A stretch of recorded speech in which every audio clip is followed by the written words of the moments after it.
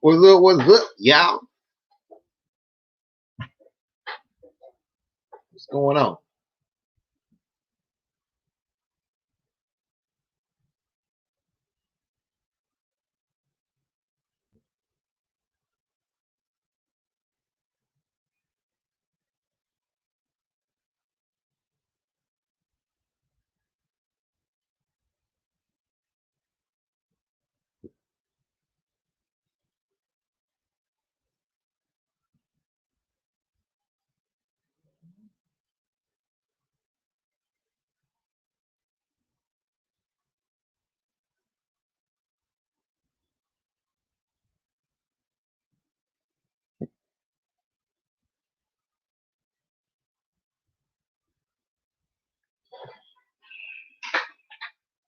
What's up?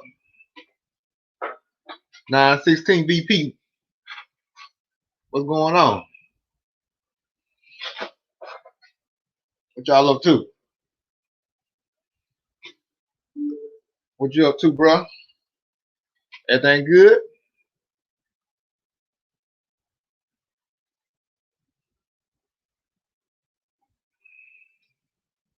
What you working on over there?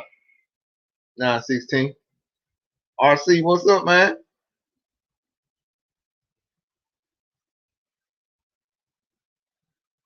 Chilling.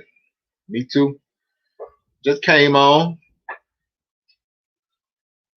See what y'all was up to. RC, what you got going on?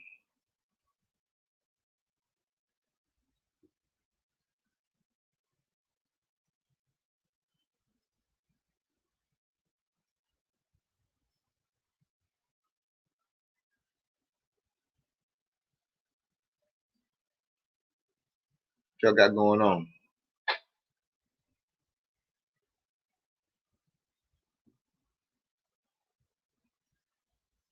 What y'all got going on?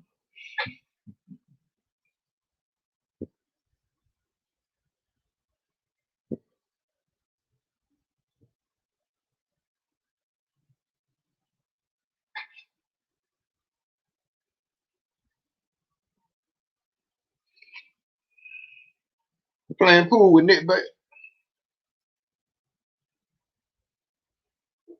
Backer. Who's Nick Backer?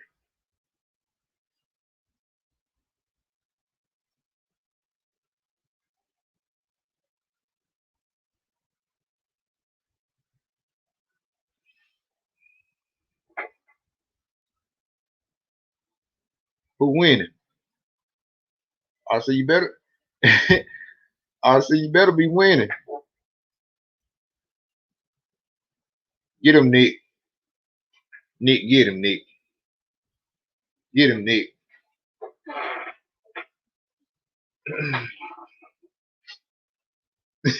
Oh, see, that's why I took so long to respond. Okay. Nick, don't beat his head in too bad, Nick.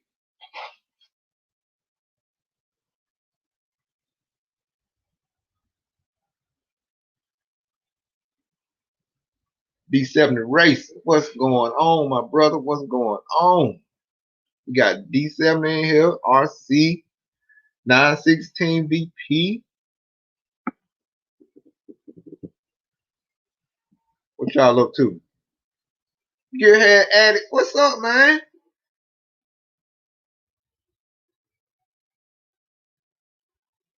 Gearhead, what's up, bro? I'm glad to see you in here.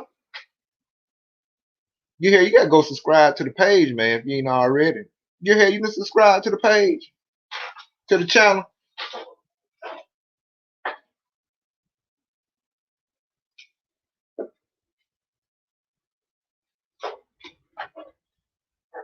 Oh, nah, man. I'm up here trying to figure out how to well, I know how to resolder these receiver batteries. You know what I'm saying? I just gotta I gotta get some solder. I'm gonna get some solder tomorrow and hook these up. Rehook up the just rehook up the balancing plug, wires, redo those. I might do a video on it. Gotta do that one too. So I might do a video on how to fix this. But that's crazy though. It's crazy, y'all. Crazy, crazy, crazy, crazy, crazy.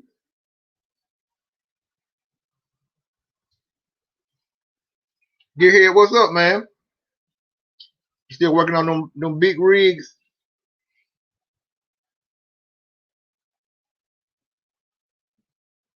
What y'all got going on?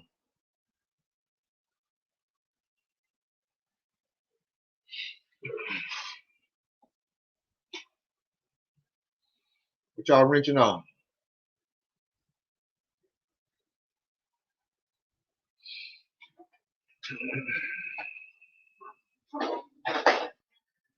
Oh yeah, bro. Everything, Gearhead, everything been going good, man. Everything been going pretty smooth. I can't complain. Just thank God for keeping my family, you know what I'm saying? And just keep me safe, going in and out all day on a FedEx truck, in and out of places all day, doctor's offices, everything. So give God the praise for just covering me, you know what I'm saying? Yeah. Oh, D7, you working on your 10 scale stadium truck? What kind of truck you got? 10 scale truck you got, D7. What kind of truck you got? Get here, you been ripping in it? Got a new engines in, like the gearhead at it.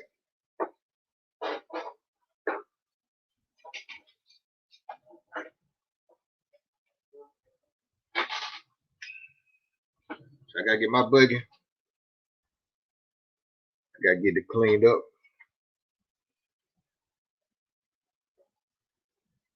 Get it cleaned up.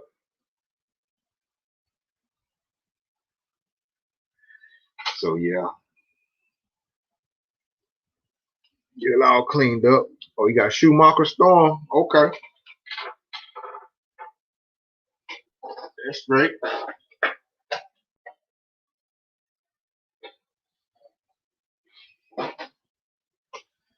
Yeah. So I gotta get my buggy all cleaned up and I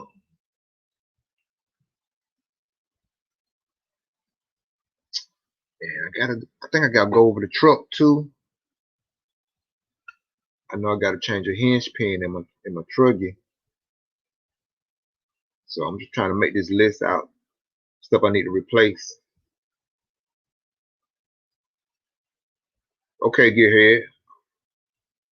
Oh yeah, work now. Okay, we're building a Detroit 60 series. Machining the crankshaft. Okay.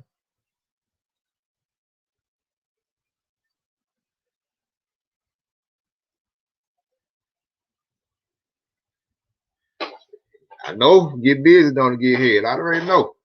Get busy. So it'd be tough to get out there and run like we want to run. But hey, it's all good. Hey, y'all want to come in? Y'all want to come in the chat with me? Y'all want to come in and holler at me on the screen? Let me put the link. Let me put the link in the chat box. Hold on. Let me put the link in there.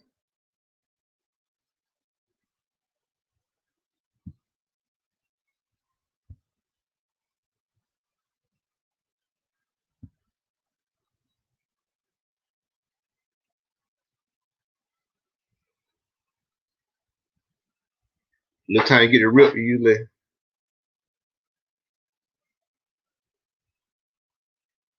Oh, okay. Usually just working on trying to stack some cheese. It's everybody trying to stack the little cheese up, get ready for the summertime. I feel you on that, gearhead. Hey, y'all click on that link. So I can bring somebody in. We can just chop it up a little bit. Click on that link. Somebody click on that link. There you go. We can talk for a little bit. So D70, what you up to?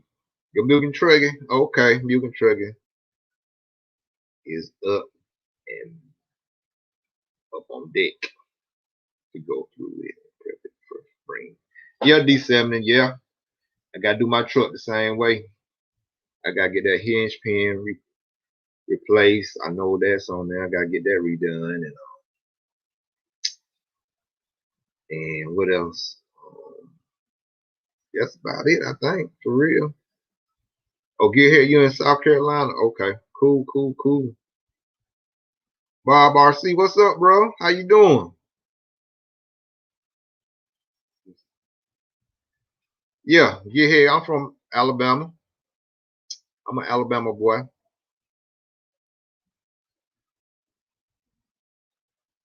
You already know.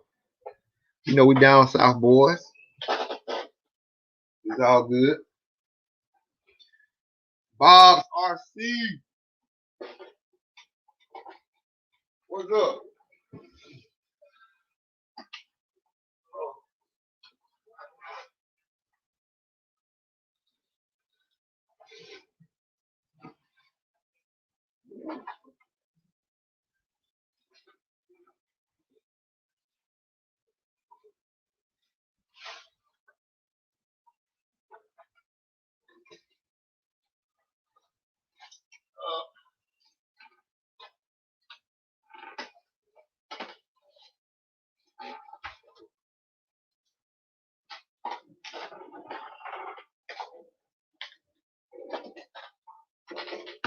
Not bad. Everything going tonight.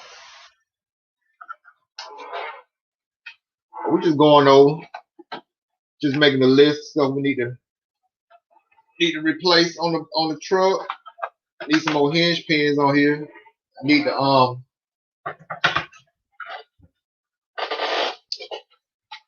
to retune that my R5R engine to that 10R fuse.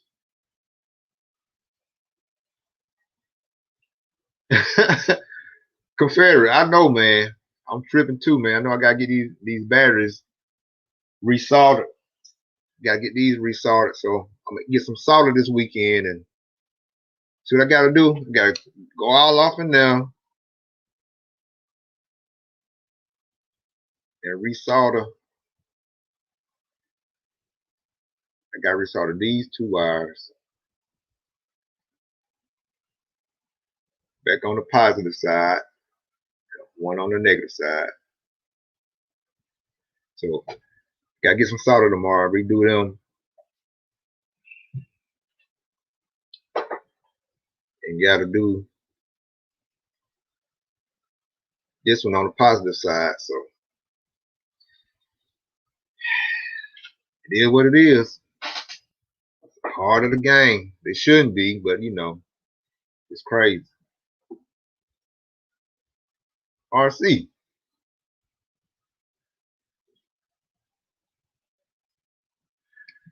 RC, I'm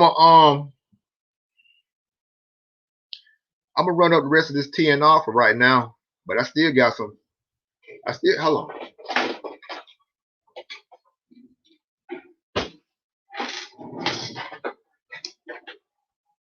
Still got some bones. I ain't gonna never forget where I came from now. I still got some bones too now. So, but I'm gonna run up this TNR and just do some little testing on it. And like I said, I had a video that I wanted to do for y'all, showing y'all how I got one res engine with real low compression on it, and I want to run that 10R fuel on it. I know it runs with low compression with the bones, so I want to run that same engine with the 10R fuels and see what it runs with low compression on the 10R fuel. So I'm gonna do that video. Y'all stay tuned for that video. I'm gonna do that video. Probably do it I'm trying to do it this weekend and see what it does, see how it do. So if I can run that same engine with low compression. I know it runs with the Bones Brew fuel. I'm gonna see if it runs with the TNR fuel. And then after that, I'm gonna take that sleeve out. It need to be repinched. So I may send it. I'm gonna take that sleeve out. I got already have another sleeve. So I'm gonna take that sleeve out the engine and then put this new sleeve in it and then run it again with the TNR fuel. See how I do. See the difference in them. So I'm gonna try to do that video, put it up. But yeah. Get here, addict.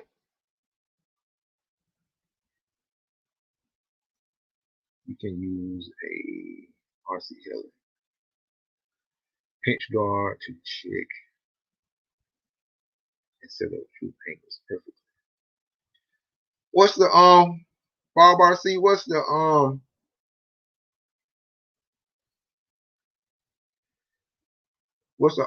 RC helicopter pinch gauge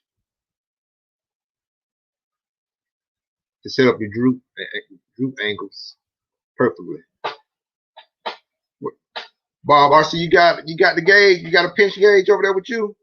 Hey man, click on this link and put it. Let's see what it look like. I don't know what it. That's a good tip though, Bob. Show what it look like. Get here at it, yeah. Yeah, get here at it. The fuel is legit, bro. It's really good. It really is. It's just now it's out. The fuel is out on the West Coast. It ain't really made it over here on the East Coast yet. So it ain't really out here on the East Coast yet.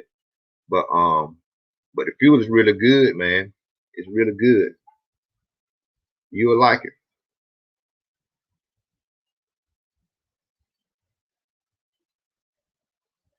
Higher oil content, it might run better. I mean, Confederate, I don't know. It's just a test I want to do with the fuel, see how good the fuel seals the engine, and just see how I do with this engine with low compression on it. So like I said, I know how it runs. The same engine, I know it runs pretty good with the Bones. And the Bones is less oil percentage than the TNR. The TNR fuel got 9% oil. The Bones has 8% oil. It runs good with that. So, but yeah, get here. Yeah, get a few. Get a few. Bob RC, he said super fine drummer, sanding bit. Okay. I'm gonna try it out.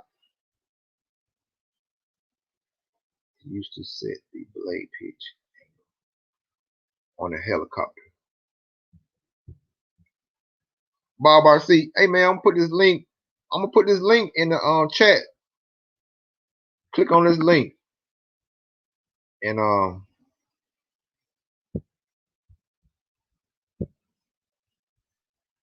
we can see it on camera. What it look like, Bob? If you don't mind.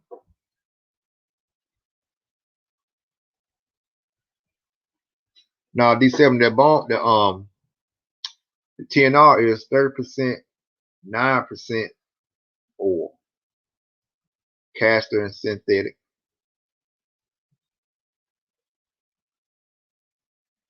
Yeah, it's 9%. But that's why I was asking Chris when I did an interview with Chris what percentage it was. He said it was it's 9% oil.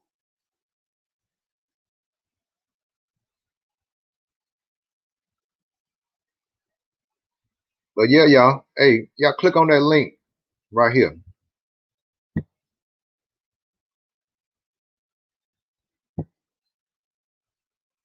Click on that, and I can bring y'all in on the screen. Don't be scared. It's all good. Just Nitro family in here.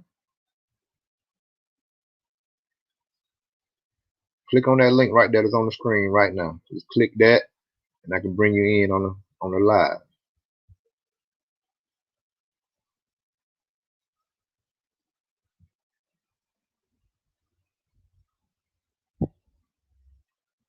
Yeah. Yeah, Gearhead is legit, man. It's legit.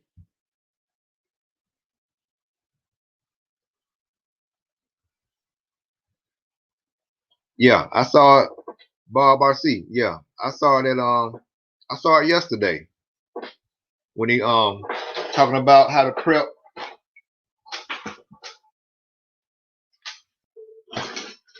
I had one. Yeah, when Drake talking about how to prep the inside of your clutch bell.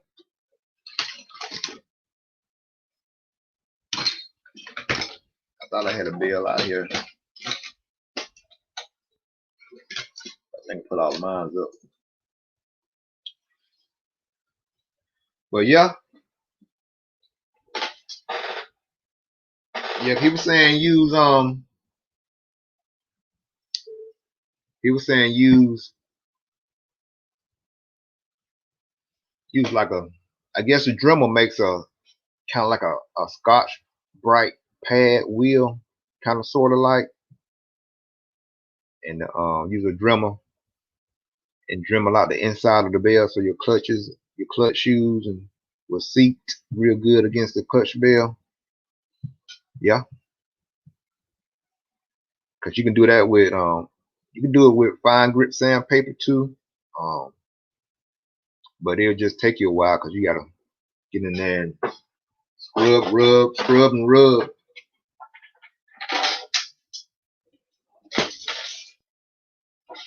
But it works though. It works.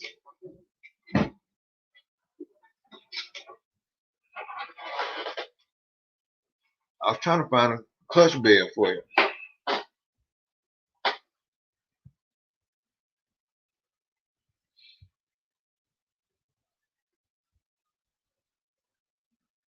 All right, D70 Racing. Thanks for stopping in, bro. Like I said, we just chatting.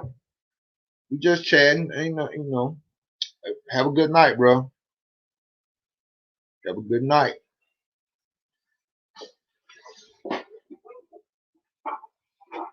But yeah,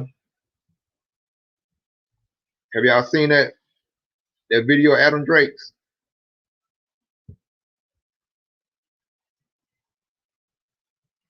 GWT 181. What's up, man?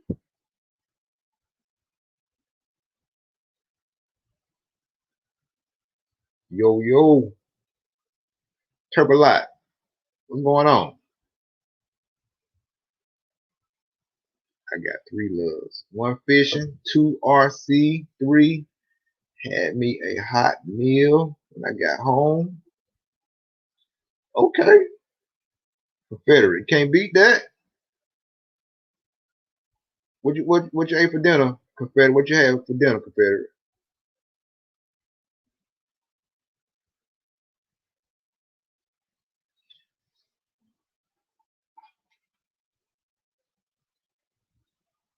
Yo, yo, Turk, what's up? What's going on? Confederate, what you be fishing? What you be fishing for? What's your fish you like to catch?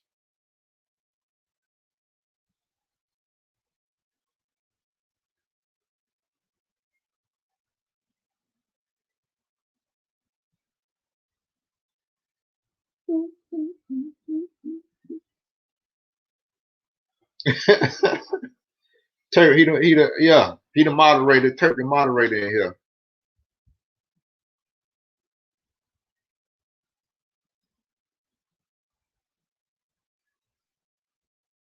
Yes, sir.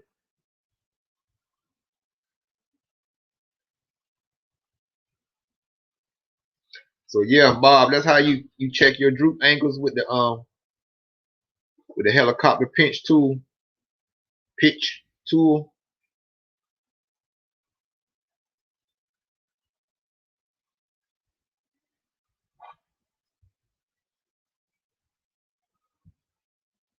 I just noticed that. Yeah, man. Guru, what's up, man? What you up to? Damn.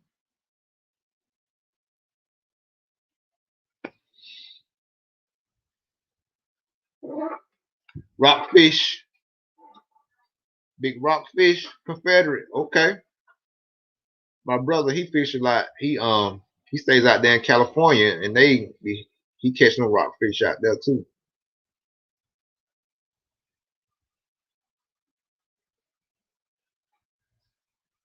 Guru, what's the topic, man? We talking about fishing. We talking about Confederate going rock fishing and everything.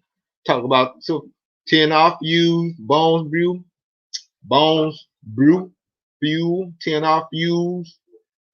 Um, been talking about what we gonna get for our cars, as far as like parts and stuff we got to get for them and stuff like that, freshen them up. We've been talking about me resoldering these receiver packs and stuff like that. So we've just been talking about a little bit of everything. So Guru, what you been doing?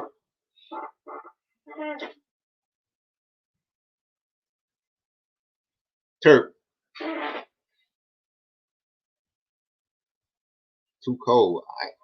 Too cold and ice for any fishing here. I bet it is, Turk. Turk, where you from?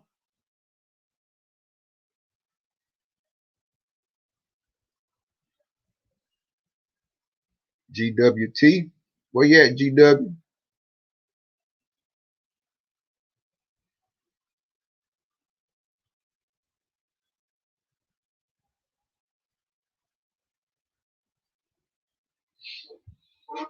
So yeah.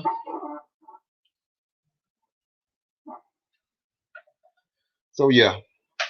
Like I say on this truck, I got Kentucky. I got you. What's the temperature there, Turk, in Kentucky?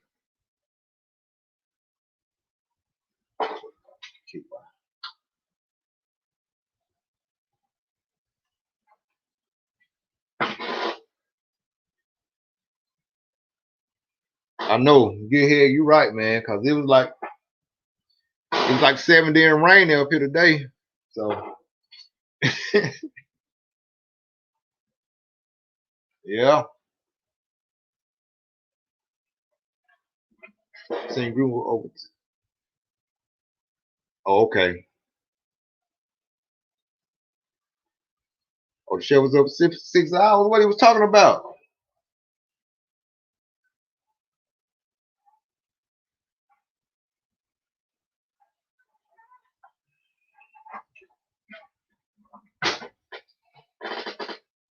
Oh yeah. 27 degrees, Turk. Oh my God.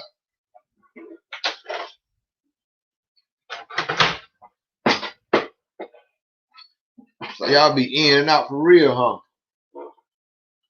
But yeah, I got one of my hinge pins is bent in my suspension. So yeah. So I'm trying to remember which one it was.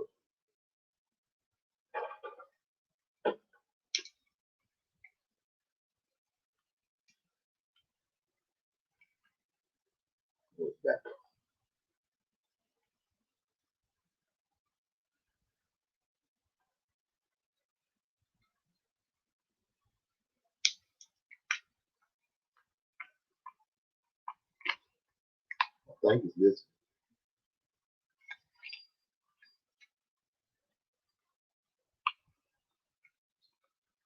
I feel like this is my left one. It's gonna be right for y'all, but it's left on me. I think this hinge pin over here, I think it maybe bent right here. So I gotta order another one of those.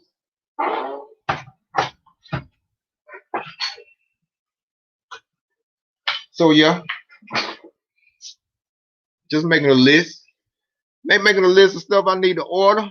Get my stuff freshened back up for the next race. If you don't like our weather, The next morning, he right. Get here at it right, man. It will flip on you real quick down here in the south. It may be warm today.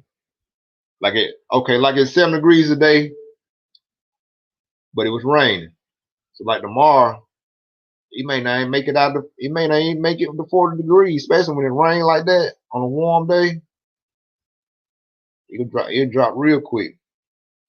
That temperature switch up real quick. Switch up real quick. But yeah, like I said, y'all, we ain't really talking about nothing tonight. We just chit chatting. So yeah. So what y'all think about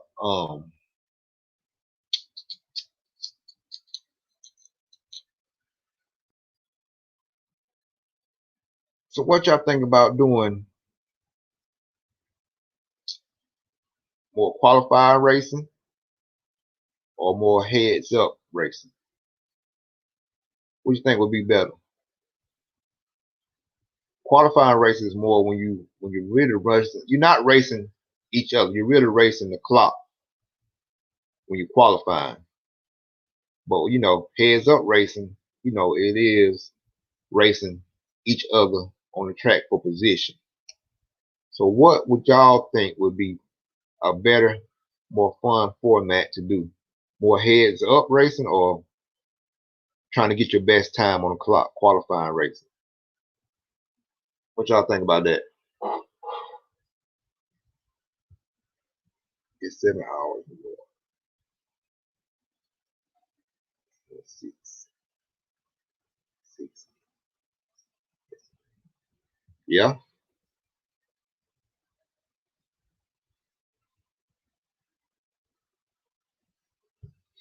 What y'all think about that?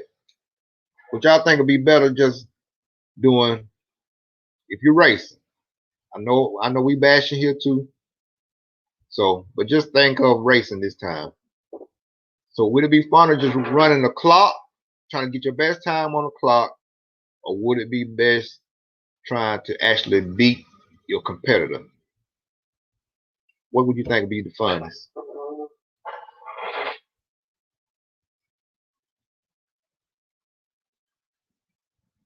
Yeah, Guru's 19 degrees up there. Super cold up there. The high today was 27. Tomorrow, snow on Saturday. Wood. That's crazy cold. Crazy cold.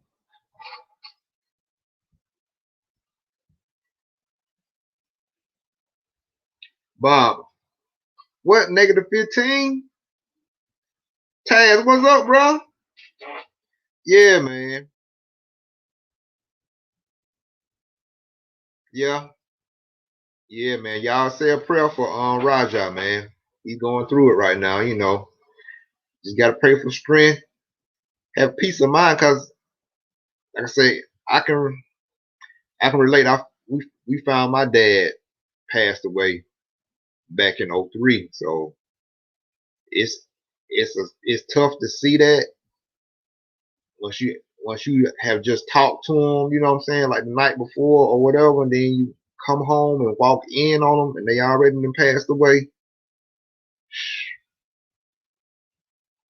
It's crazy. But yeah, y'all say a prayer for Rajay. If y'all got his number, call him. Call him and just speak with him. Holler at him. He need that right now. You know what I'm saying? He needs that. Even though if you don't even answer the phone, just leave him a message. He needs that right now. Yeah. So yeah, man, y'all keep Roger in y'all prayers, and cause he going through something right now. But day by day, day by day, he'll get back. He'll get back to his old self. Yeah. It's hard. It's a part of life, but it's hard when you have to actually when it comes to reality. You know what I'm saying? So yeah. Guru, what you talking about before you turn 40? Yeah, yeah.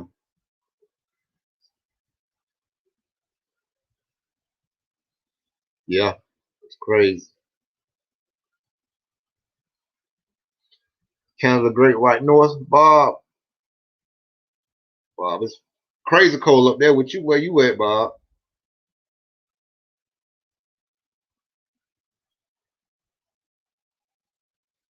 Hey, y'all. If y'all want to, man, y'all get on the screen with me. I'm gonna put this link in the comment box, and y'all click on the link.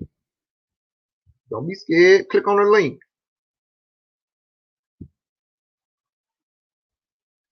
There you go.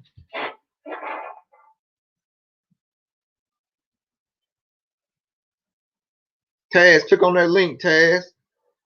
Guru, click on that link. Yeah.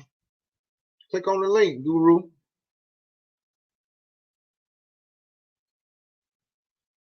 Yeah, Guru, man. It's crazy, but yeah, man, y'all keep Rajay in your prayers, and you know, God's in control, so he know what's best. So maybe we might not understand it right then, and may not understand it, in the future, but in due time, it'll make sense, and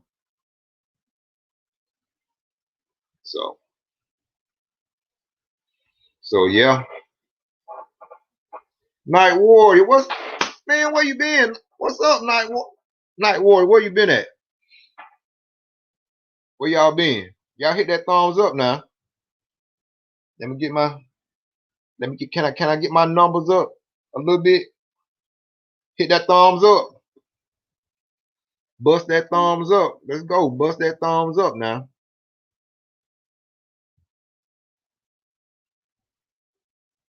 At home. Hey, Night Warrior. I'm gonna put this link in the comment box. Click on it. Click on this link, and you can come in on the feed. Guru about to come in a minute. Anybody else want to come in on the feed? We can do it like we can do it.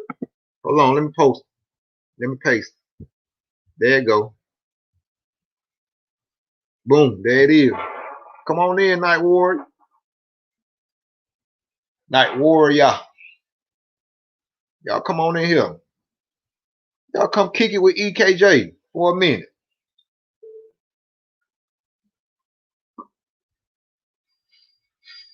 I got some stuff lined up for y'all. A couple of interviews. Real good.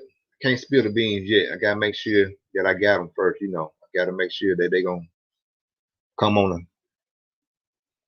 at the Nitro family. So I gotta make sure they gonna be on the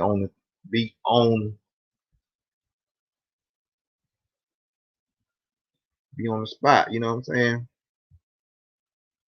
Who we got in here? Night Warrior. Where you at, man? Right here. What's up, bro? Come on, what's up? Where your mom at? What up? What y'all doing? Sleep. Huh? Why you ain't sleep? I don't know.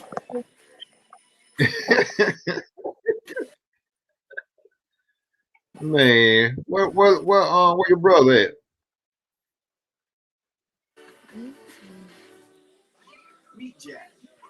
Huh?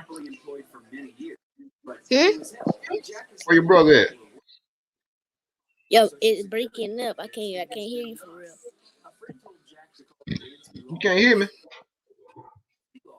Hold on. Can I hear you? Yeah, you hear me? You hear me all right? Yep. I gotta go play my game.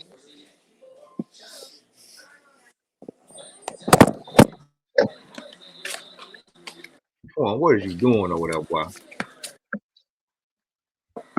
What I'm doing? I'm in my living room.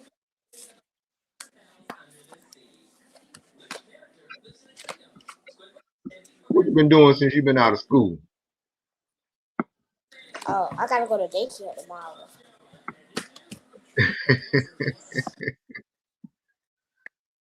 Boy, you something else. Super smart. Hey y'all, this young man right here, super smart. Got plenty of sense.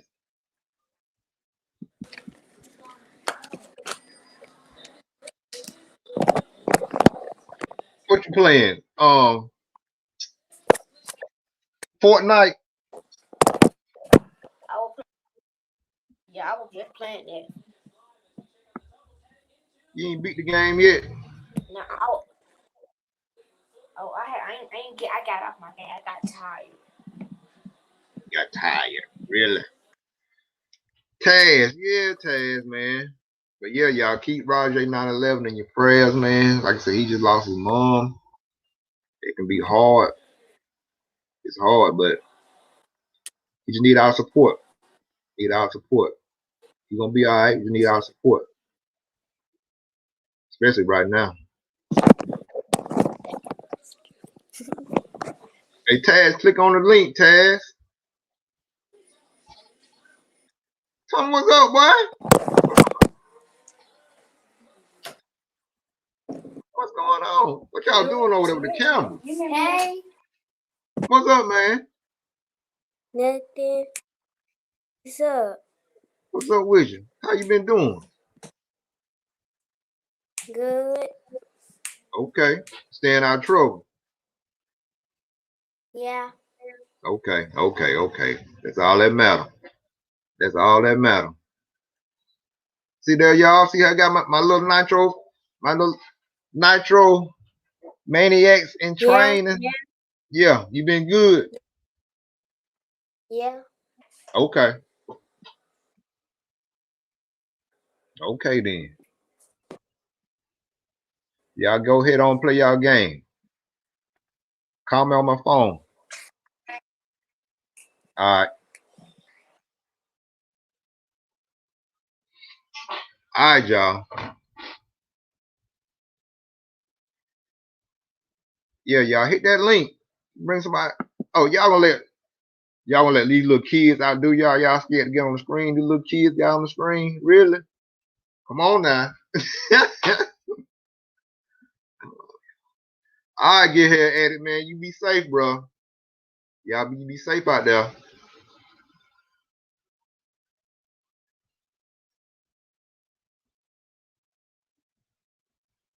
Yeah.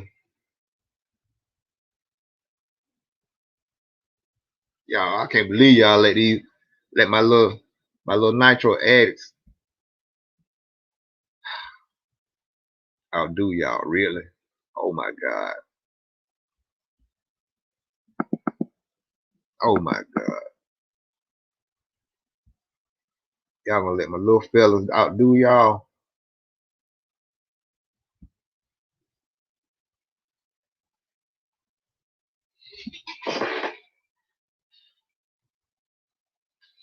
But yeah. So what injuries y'all gonna get this year? What injuries y'all got up gonna get for the spring?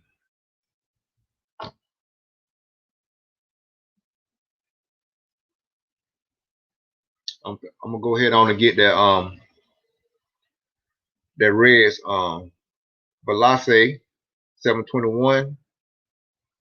I'm gonna get that for the spring. That's on my list. And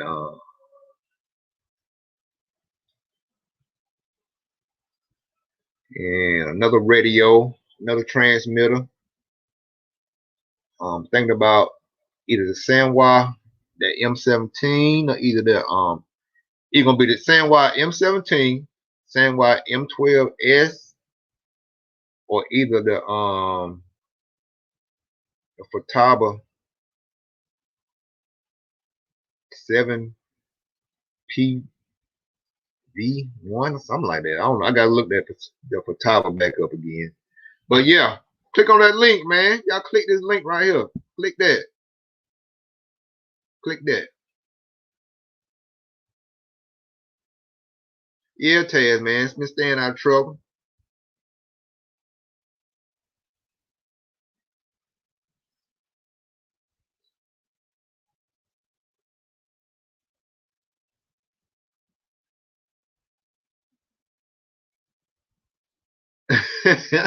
Call my Lord. Okay. I got you, Taz.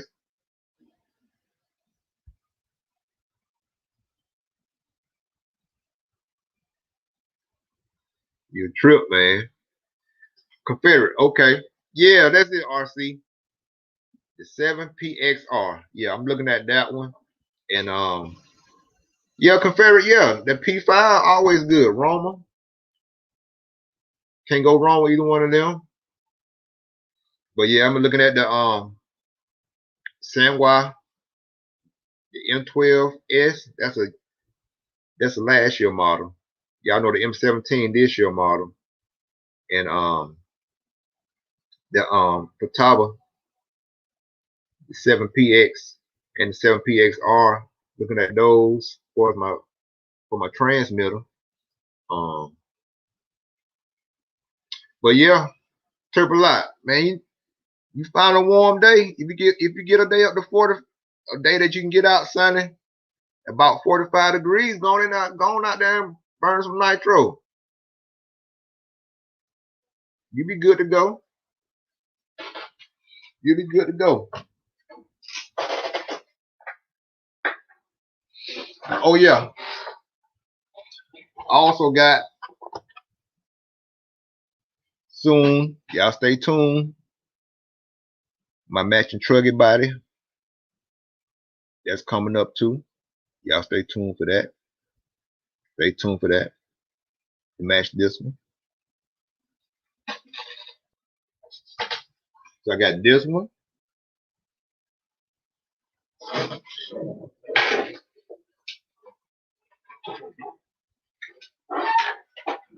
Y'all know this one. Old school. My old school HB body. So, yeah.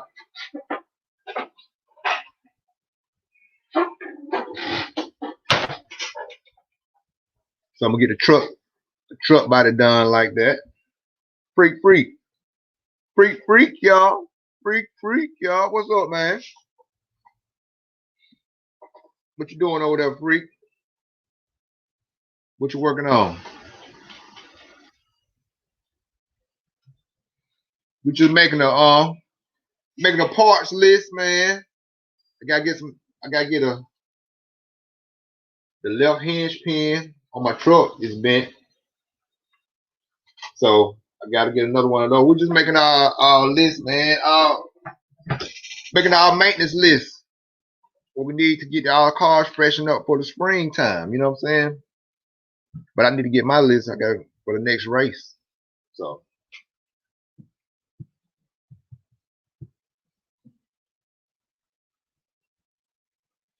Oh, free go there eating, drinking good, eating good, 6-pack. What kind of pizza you got over there, freak? Hey man, save some pizza for us, meat lovers. What you got going on over there? Oh yeah, happy birthday. Hold on. We gonna sing. Y'all wanna say happy birthday to Natural Freak? Hold on. Hold on.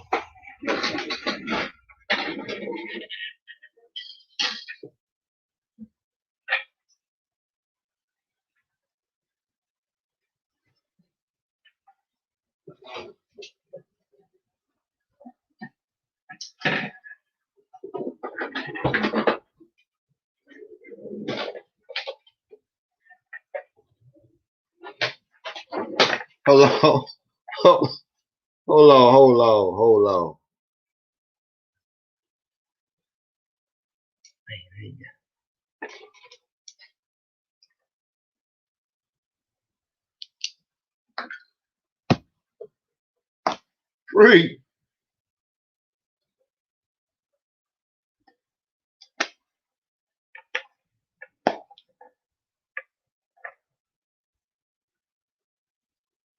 Happy birthday to you, Freak.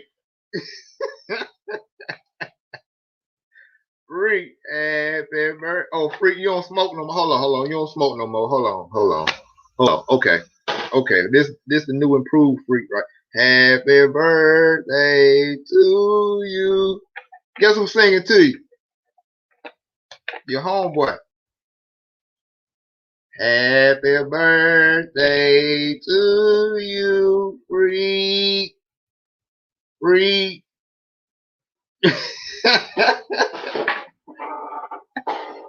Freak. Freak, run your stop sitting behind that computer all the time and run your stuff, Freak. Talking about you ain't no basher no more. You know you a basher.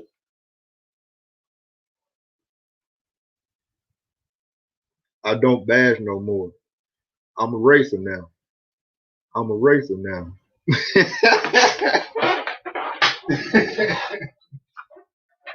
Oh man. Y'all a trip, man. Y'all so crazy. Y'all so crazy. But yeah, man.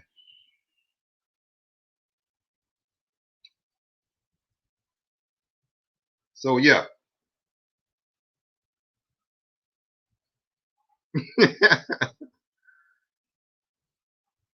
You sold all your bash and stuff. Okay. Jers, what's up? Hey Jers. Hey man. I'm finna put the link down here in the description. Anybody RC Jers, click in. Free if you click in if you free. I know this your birthday, so you might not be allowed to get get in the live tonight. You gotta celebrate. Confederate, go on, click that link, Confederate. That's right. Hey, he already know. If he ain't ripping, he tripping. He already know. Hey, what they say right here? Hold on. Let me make it plain for you. What they say? What they say? What they say?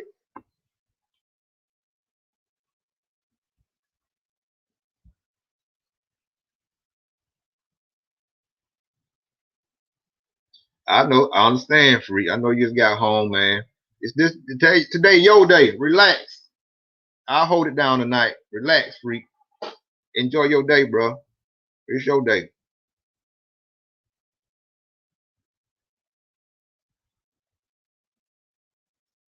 Oh man. Well, I pray everything go well, Free. I ain't know you. Okay. Emergency room. No. But we gonna pray that everything gonna be straight, Freak. Everything gonna turn out the way it's supposed to.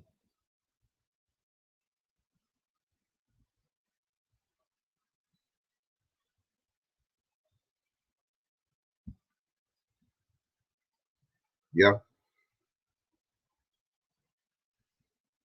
I see Jers. Click that link, Jers. Get on that. Come on in.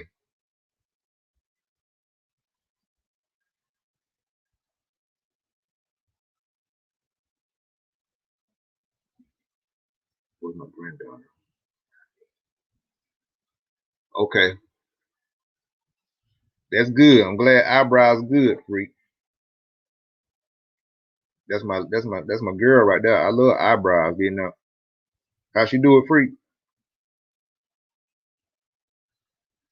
We gotta keep eyebrows healthy now.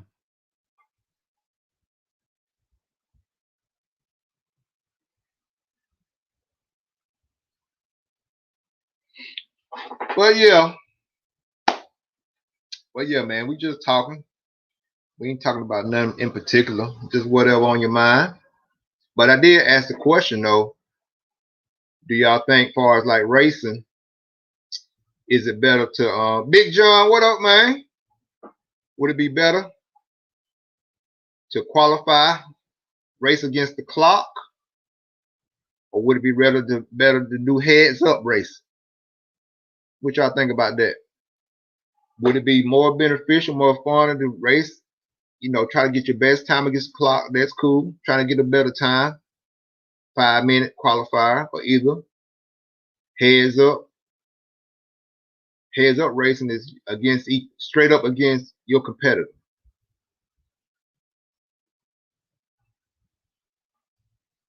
RC like qualifying. What y'all like? GW racing, what you say about it? Let me see what GW say. I like both qualifying as fast as you can go. Racing is steady. Smooth, stay out of it. Yeah, stay out of trouble. Racing will give you a lot of ups and downs. You want both? Okay, GW say he want both. He like both. He like to qualify heads up and he like qualifying.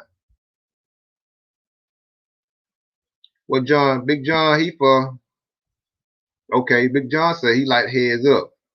Heads up is good. That really tests your skills, teach you how to race in traffic against in close quarters against each other, and you're really racing for a position. You know what I'm saying? RC agrees. Turk, what you think? Turk said both. Turk like both. If you're smart, you can either better yourself and improve. Yeah, that's true. That's true. But you can prove yourself against the clock by making a faster time. You know, one qualifier, 5 minutes, you might get, you might get 10 laps in. Next qualifier, 5 minutes. This is against the clock. You might, if you squeeze it out, stay clean, no wrecks, less mistakes, you might get that 11 or 12 laps. That's against the clock. So Jerry said he like heads up. Jerry, why you like heads up? Oh, okay. He had to go somewhere.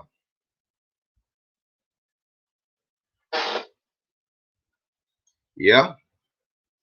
GW. Traffic is game changer. I still struggle with it. Yeah. Because you got to be, when you're in that traffic, you have to push a little bit, but you got to pick your spots. You got to be patient, but you still got to push because you got somebody behind you too. You know what I'm saying? So they trying to pass you too. So you still got to be on the gas, but you still got to be patient.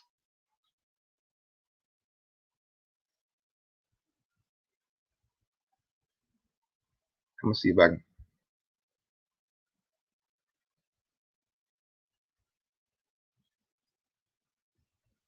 Yeah. Let's see if I can. Let's see something. I'm about see if I can share something.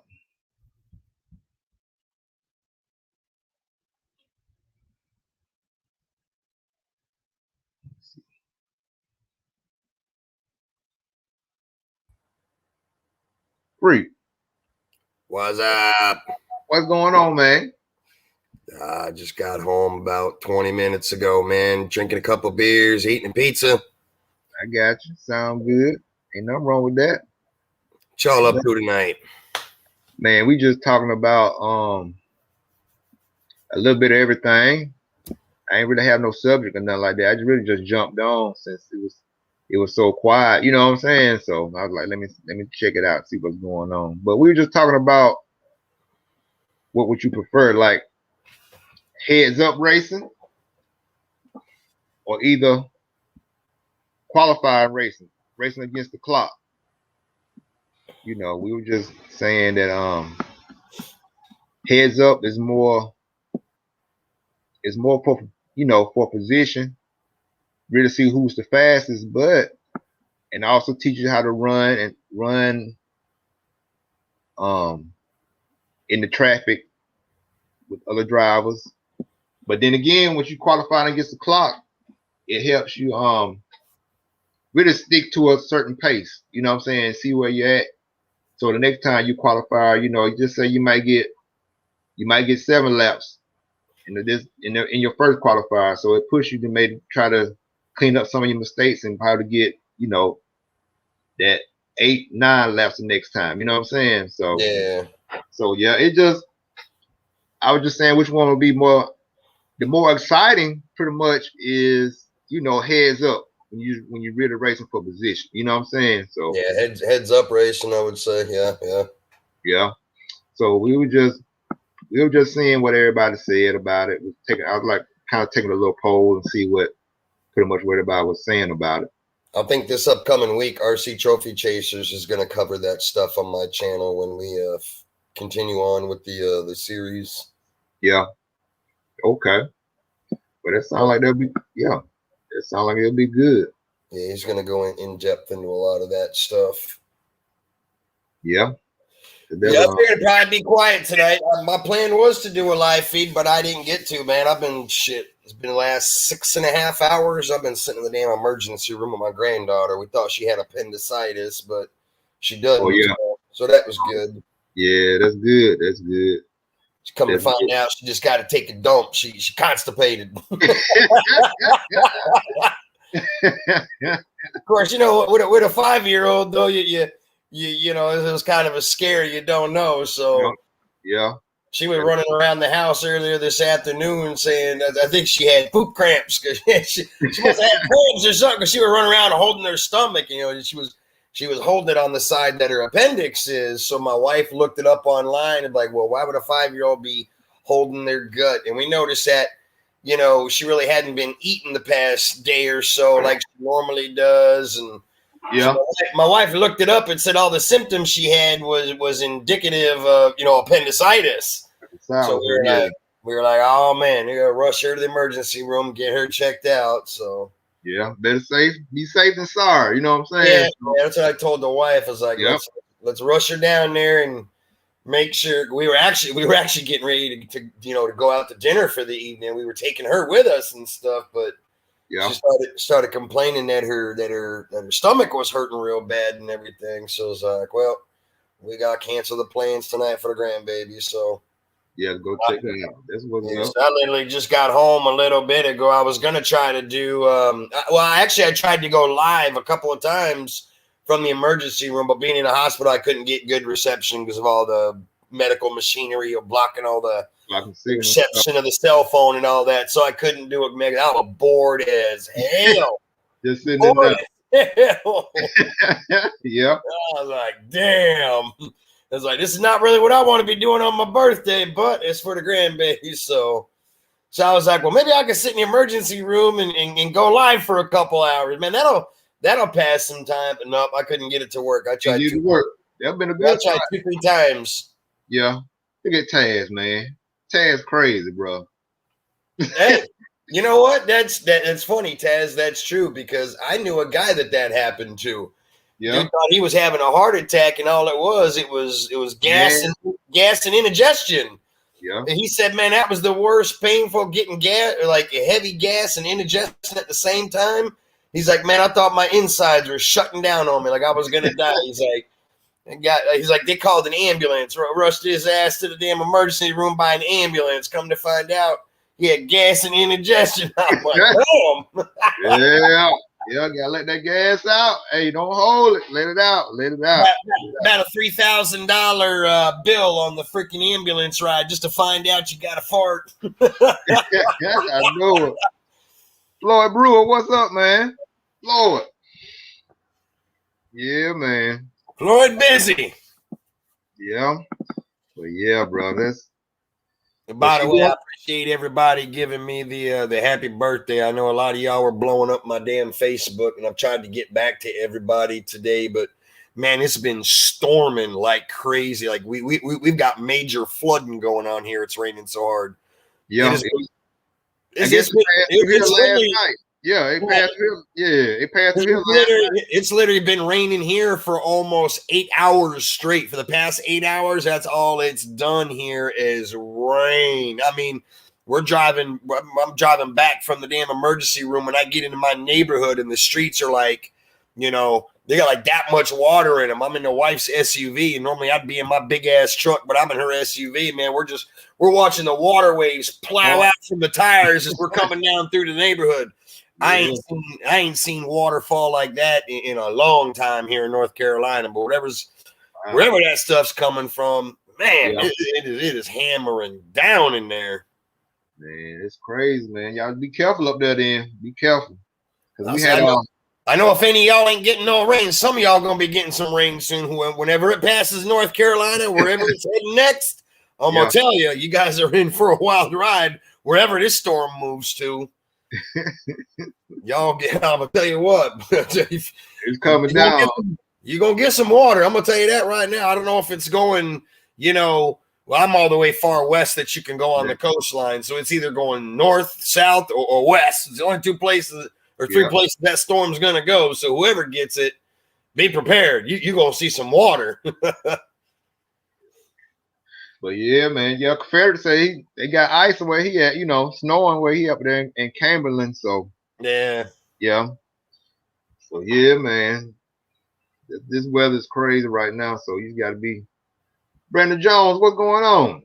Brandon said they got snow up there where he's at. So yeah, y'all be careful out there, man. Be careful. But yeah. So Freak, when your next race you thinking about going to?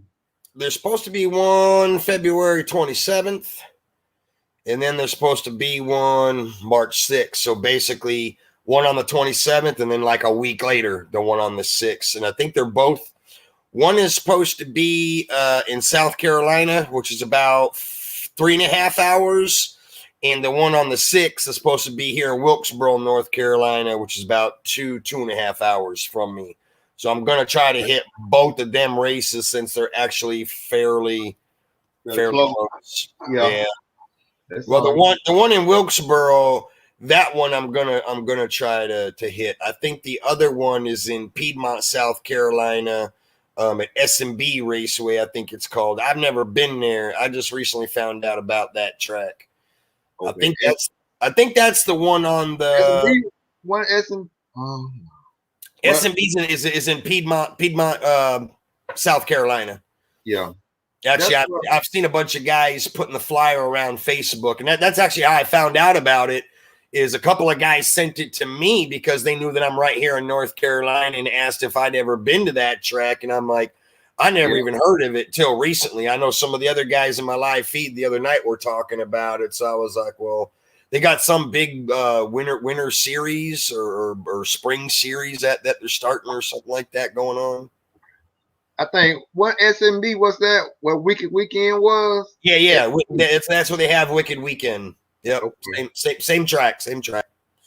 So, which is good because I want to try to hit Wicked Weekend this year too. So that'll give me a little bit of practice on that track if they're using the same setup, because I know Race Time Entertainment does the Wicked Weekend, which is the same guys that build the P&B track. Mm-hmm. So they might change it up every year. I don't know exactly how they done it because I was supposed to do Wicked Weekend last year, but I didn't get to go because I had a family emergency. That's right when I just finished building the 8XT Truggy. And that was actually going to be one of the first races I wanted to hit with the new platform, but then I never ended up getting to go. Yeah, man. Because they usually have Wicked Weekend down in Gainesville, Georgia. Yeah. And that's like, it's a covered arena. It's got a roof on it, but it's still open. You know what I'm saying? And it's right. Yeah, it's like where they used to have like horse shows and stuff like that in there, and it's nice. Even though, like I say, it can rain, but you still be straight because you got that roof over the track and everything. And then your pits, I think it's covered where you can pit up under the roof too, so you're straight. You know what I'm saying? So I wish all the outdoor tracks had that to some kind of extent. Some kind of, they don't need to be an enclosed arena, but have just some overhead over the track where if it rains and all that stuff. I'm starting to see. There's a couple of tracks that I forgot. There was one recently on Facebook where they were talking about, I guess the county or the city is building an overhang over a track. It's a well-known track. I know y'all probably know who it is. I can't even think of the name now. Damn it. Matter of fact, I was talking about it today with another guy. And I can't remember the name now. Okay. But yeah, but it seems like it should be good, man. Wicked Weekend is always fun. It's way more laid back than P&B. Have you been to a Wicked Weekend? Yeah.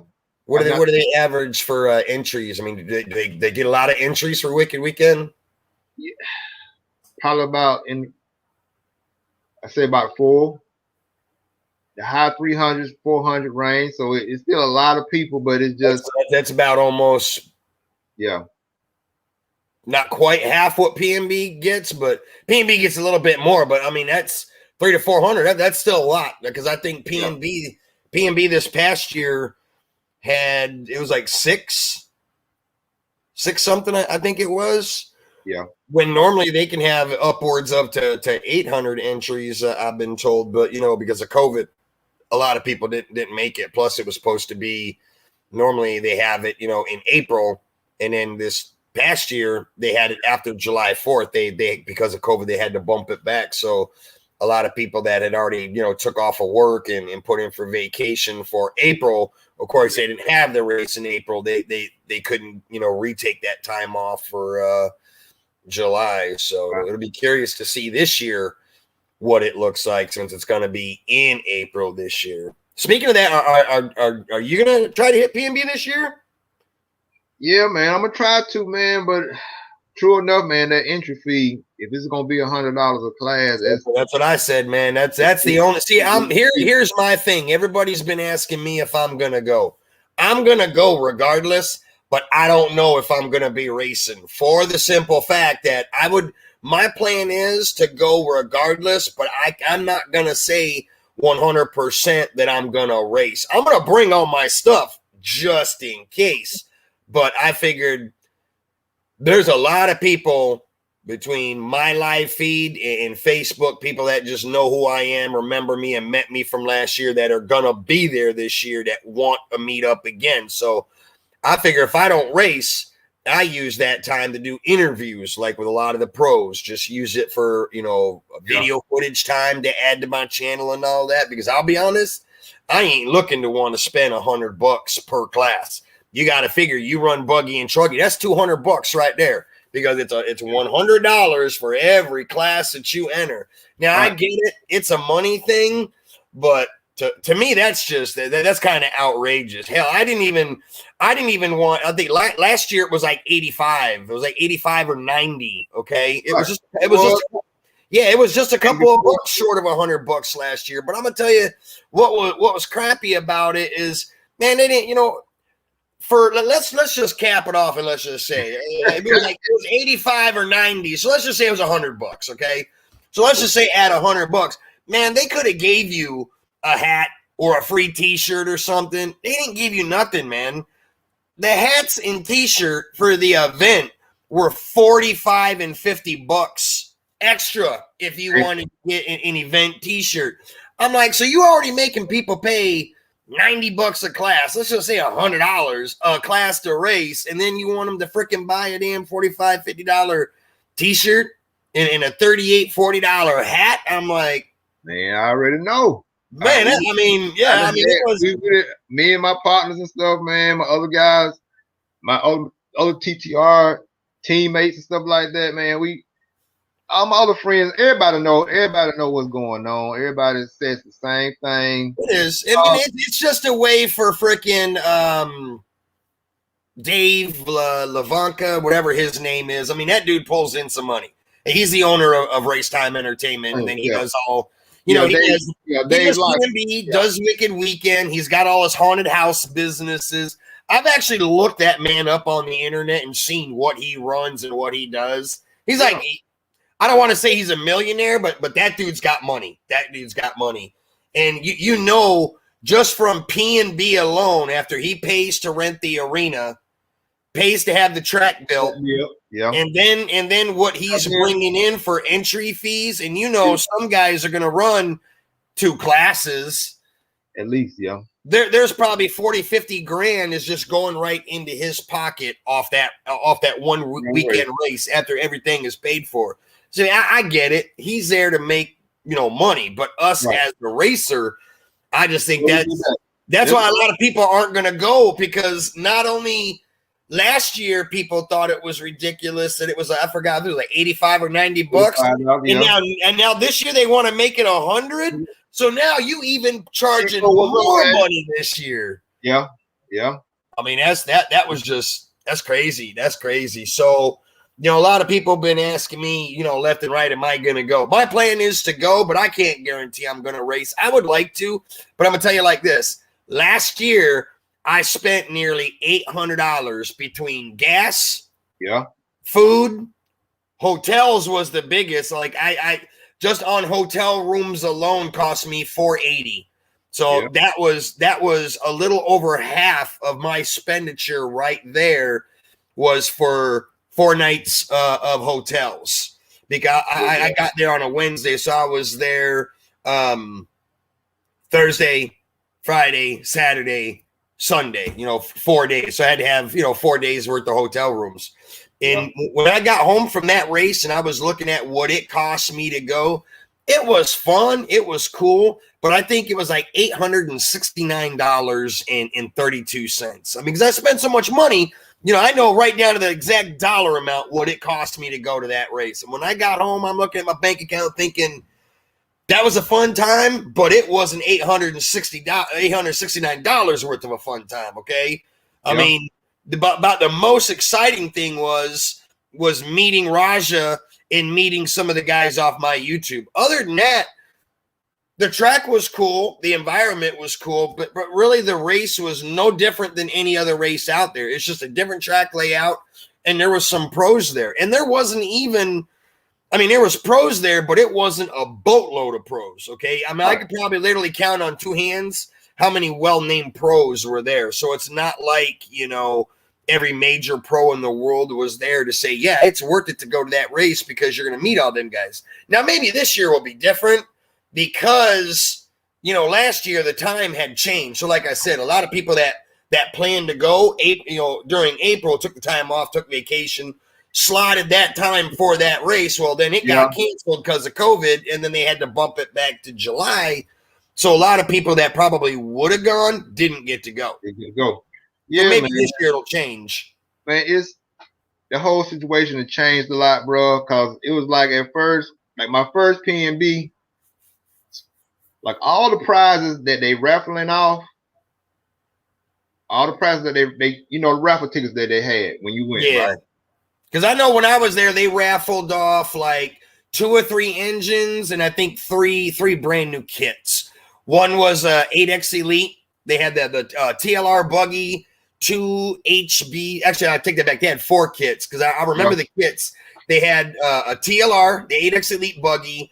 They had 2 HBs, and the other one was a Mugen. So they had 4, you know, brand new in the box kits that, you know, that they were raffling off, and they had like 2 or 3 engines, but that was it. Yeah, that's the thing I don't like, because I've been involved in kind of like throwing a race, you know what I'm saying? Putting on a race a little bit, as far as like getting sponsors for a race and stuff like that. And all that stuff that they get is free stuff. Yeah. I mean, it's all donated to them. So then they're selling raffle tickets, making money off the raffle tickets even more. See, that's kind of what I didn't agree with. Because like all them kits, you know, TLR was a sponsor, Reds Racing was a sponsor. Because I can tell you right now, because I still got the driver's pass. So out of the people that were actually advertised to go, so they had Absolute Hobbies, J Concepts, Techno Reds, TLR, aka High Tech, Beach RC, On Point, Kicker, and Spectrum. So those right there, those were all the major sponsors that donated something for that. Well, not all of these guys donated something, but like Absolute Hobbies, I know they donated the engines. TLR donated a kit. Beach RCs, I think they donated 2 other kits, and then Reds and Absolute donated some engines. But you know, basically, the only thing I could think of, like I said, like $90 entry fee. You were paying $90 for a plastic, you know, driver's pass. That's where your $90 went to pay for, really, for your entry fees. And then on top of the free stuff that all the major sponsors were donating, okay, they were reselling raffle tickets to make even more money off of that. To me, that kind of, I mean, it ain't none of my business. It's not my stuff. I mean, that really kind of pissed me off, to be honest. I mean, all they were doing is just That's like double dipping, if you ask me. Yeah, man. All that stuff that they get from the sponsors that they raffling off, man. Like I say, it's free stuff, number one. And number two, back in the day, all that stuff was given to the winners of the race, like first, second, and third. You would win that stuff with your plaque. They will give they will give you those like if you want first, second, and third, if you want first, they'll give you what I'm saying, the inches. I can tell you this year, that was part of your winnings. You know what I'm saying? This year when I watched all the mains, the winners, they didn't get nothing. They got their plaque. They weren't getting no kits or nothing like that. They got up there, got their plaque, had their picture taken. They got off the stand and went about their business. But I did see that because like the 2019 one, that's actually on YouTube. I watched a good majority of the 2019 on YouTube, and a lot of them guys that were winning prizes got presented that stuff on stage with their plaque. See, last year they didn't do none of that. They made like goodie bags with a whole bunch of stuff in that the sponsors have donated for the race. They put it in a goodie bag, and you got that goodie bag also with with your plaques and stuff. You got top 5, and then first, second, and third, you may get an engine, and you may win a sponsorship from a company. You know what I'm saying? Yeah. So they done changed all that stuff is null and void now. They don't do none of that now. You know what I'm saying? That's one thing that I really don't like about those races like that. But that's just the times now, man. Yeah. So yeah, man. Did you get all her medicine? Yeah, I got everything. I'm getting ready to give someone down. Okay. She's laying in the bed watching TV in the bedroom. Yeah, I had to stop at John's to get her tablet. Oh, okay. Yeah, so this year I'm hoping. Hey, when you come back out, can you bring me one of my Mountain Dews, please? Sure. This year, I'm trying to figure out who's all going to go. I mean, because if there's going to be, a substantial amount of people that are willing to go, it'll be worth it for me to go. And that's kind of what I'm gauging it on about me going. I don't care if I'm going to race. I want to go there just to hang out with all you guys. For those of you guys that are, plan on going, are going to be there. To me, that's fun enough for me. So, but I mean, if ain't nobody, if there ain't going to be nobody there that I would really know, then I probably won't end up going. Like, hopefully I'm trying to work it, send it RC, trying to figure out if he's going to get to go. Now, if he can go, I more than likely definitely will be going regardless. Because he wants me to go, he wants me to race, which I get it. But like I told him, if it ain't really going to be nobody there that I know, then really, I mean, I can't justify spending that big money on that race. Now, if it's going to be a boatload of people there that, make it a fun time, then hell yeah, man, we'll go and we'll roll. And I might even race, it might go from, just doing interviews to actually racing if, there's going to be enough of us, racing. But the thing is, like I said, most everybody I've been talking to, PNB this year, it's the money thing, I mean, people thought it was bad last year, that was nothing last year for the ones that thought it was bad, because this year it's going to be even more to do it. So man. But it just I mean, I want to go and everything too, and but I just gotta be. I'm not the richest man, you know what I'm saying? Hey, you and me both, bro. I'm gonna tell you what. When I went to PNB and spent $869, dude, I spent like the next 5 months trying to recoup that money. I mean, see, I'm retired. I ain't like a lot of you guys that actually work and have an income. I mean, I get a retirement check and a disability check, but most of you guys out there single by yourselves. I got a wife, kids, grandkids, house bills. I mean, I got all kinds of stuff I'm paying for. So I just don't have, that big money to be throwing around. You got to spend mine wisely too. You know what I'm saying? Exactly. Everything else on the home front comes first. Whatever's left over, then we go racing. And it's also one of them things where, I look at going racing. I want to go racing, but I don't want to have to be spending $500 at a bare minimum every time I go to a damn track. I mean, you figure, even if you went racing 5 times a year and you spent close to that on 3 or 4 races in that year, what you would have spent, you could have bought yourself almost 2 brand new kits, maybe 2 brand new engines. And I look at it like this. So that was the first thing. It was kind of funny because that was the first thing that actually crossed my mind, because if most people remember, right when I got back from P&B, okay, it wasn't shortly after when the 8X dropped. So I went ahead and bought the 8X and started building it. Now, that's the first thing that crossed my mind. That kit, when everybody was buying it, was $700, right?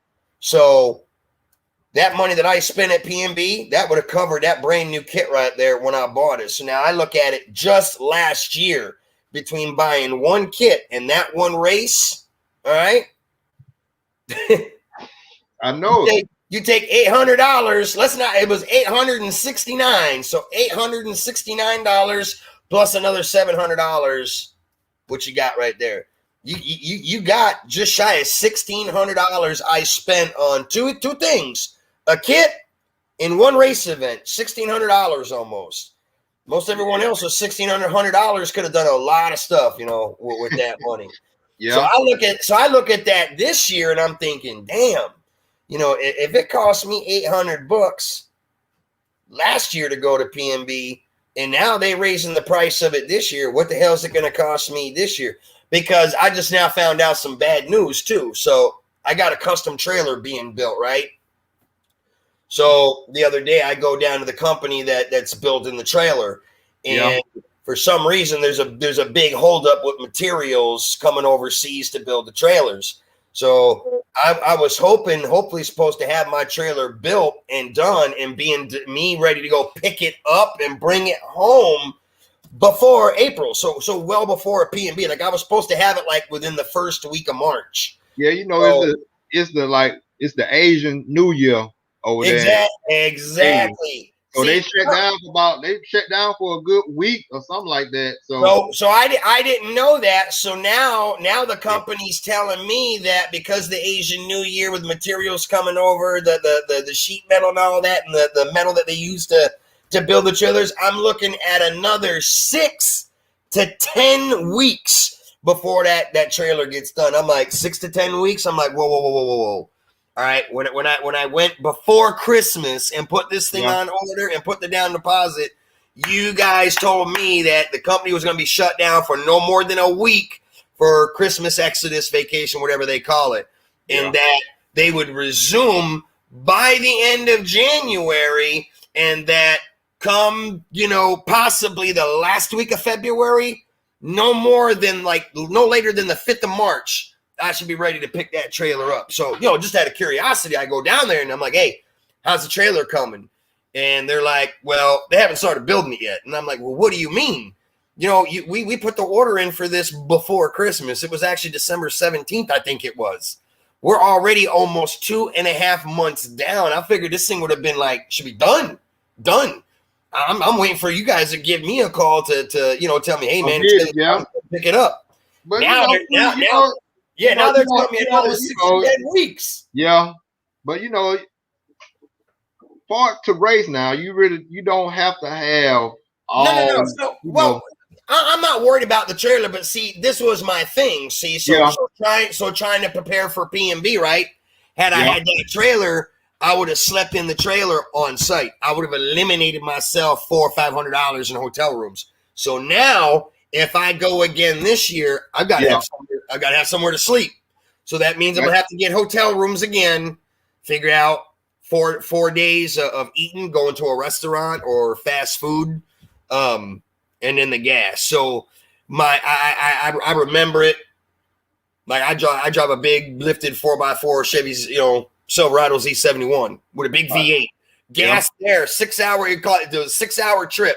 6 hours there, 6 hours back. It was roughly almost $100 in gas for me. So between $100 gas, food, water, drinks, throughout the day, And then my hotel rooms and entry fees, I'd be looking at this year probably spending almost the same amount of money.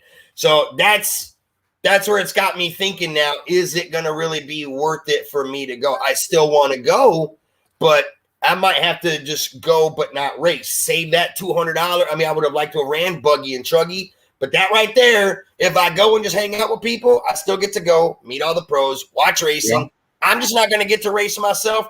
I'm going to save myself $200, but I don't know what the hotel fees are going to be, because the hotel I got last time was on one of the cheaper end ones. Right. If that one's not available this year and it's already all, booked up, yeah, then I might have to get, pick a hotel that's even more expensive. Matter of fact, I was looking on the PNB site yesterday. They've already sold out of all the RV hookup spots. Yeah. They got like 2 left, 2 RV spots left. So it's looking like already it's going to be a full house there at PNB this year. It's going to be full because it's like one of the biggest races, you know what I'm saying? And I think all the people that had to miss it last year are trying not to miss it this year. So they're going to be a lot of people regardless. Yeah. But, like I said, that's going to be my big dilemma of, I mean, I sit here and say in my head, do I save that money and just save myself, $500, $600, $700, or do I go to, to PNB? Now I had fun at PNB, but I've already been to PNB now. I know what PNB's like. I know what it entails. I've had the PNB experience. So, I mean, I could say that, where I could say, do I really need to go this year? No, but it ain't about me. I'm a people person. I like to meet new people. I keep hearing that, there's going to be a lot of people from between yours and my live feed. There's going to be quite a few people that are going to try to go. So just to meet people, it would be worth it for me to go, even if I don't race. But like I said, it's perfect. I mean, you can do it. It's just one of the races that you really have to plan it out and really save up to do it comfortable, like you really want to, and not be in a rush. You know what I'm saying? Yeah. But like I said, I'd like to go, but I mean, I don't want it to have to cost me an arm and a leg like it did last year. Now, granted, about $160 of that money was a couple of parts too. So really, instead of it costing me $869 out of pocket, really was $700. But it's still expensive, because the $169 that I say that really can't count towards it is I had to buy a $125 transponder, because I didn't have a transponder at the time. If y'all remember, when I made that video, I had to rush overnight. I forgot one of the most important things. I was all packed, ready to go, and then somebody said, "Hey, don't forget to make sure that you write down your transponder." No, I'm like, "What are you talking about transponder?" They're like, "Well, you got to have a transponder to go race." Right. And I'm like, oh, crap, man. It's 2 days before I'm supposed to leave, for this race, and I ain't got a transponder.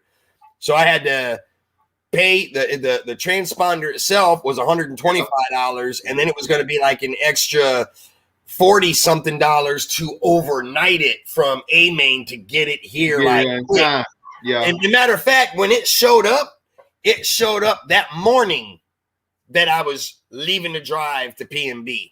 So it came early in the morning. So I rushed and scrambled to get it in the platform, get the platform in the back of the truck in the Foot Locker, and then get on the road and make the 6-hour trip there. And I was like, damn. Yeah, man. That's what I don't want to have all that happen this year, but I have a funny feeling it's gonna. It shouldn't. I mean, a lot of stuff now you already have. You know what I'm saying? So that's the flip side to it. But it just that was a big thing too, like you said. Yeah. That being my first big major race, there's a lot I didn't have that I had to go buy and everything. See, now I've got everything. I can pack up and go to PNB tomorrow and not have to buy a damn thing. I've got it all. It's just a matter of paying the entry fees, putting the gas in the truck, and getting the hotel room, and bam, making it happen. That's right. So so a lot of that stuff you already have, and like, other than just, like I said, the cost with eating, gas, and entry fees, and if you have to get a hotel, then and then the way you can split that hotel fee up, if you just say me and you go and we get a room together or something, we get and split See, that.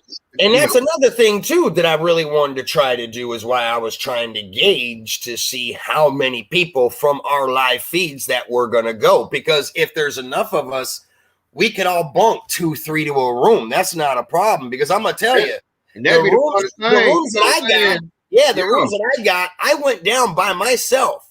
And the room that I got was one of the cheapest rooms I could find. And it had 2 huge beds in it with a couch that also folded out into a bed. So that was like 3 huge beds right there that 3 people could have bunked to a room. That, man, that would have cut the cost down so much it wouldn't even be funny. Right. Instead of spending $100 a night, okay, now you take $100 a night, split that up between 3 people. You all ain't paying but about $34 a piece, somewhere around there, I think it is. Yeah, about $32 a piece, a night. So, I mean, that's much more manageable than one person having to spend just shy of $500 for a weekend of hotels. Yeah, man, and like JV said in here,